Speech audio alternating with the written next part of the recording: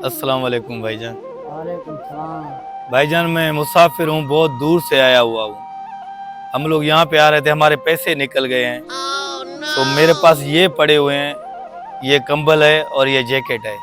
ये आप लोग रख के मुझे इतना दे सको ताकि मैं अपना किराया करके वापस घर जाऊँ। मेरे साथ बच्चे भी हैं, आप लोगों की बहुत मेहरबानी होगी। भाईजान कहाँ से पैसे निकल गए हैं और कैसे निकल गए हैं? भाईजान हम लोग यहाँ पे मेला घूमने आए हुए थे, तो वहाँ पे हमारे पैसे निकल गए हैं।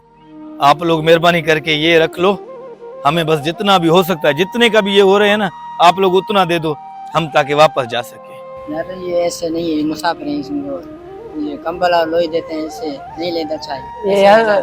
ये यार आपकी ठीक बात है, सही है। फिर देखते हैं जो होता है, लोगों की मदद करते हैं, जो हमारे से हो सकता है। ये लेके भी हमारे को कुछ कम के नहीं है।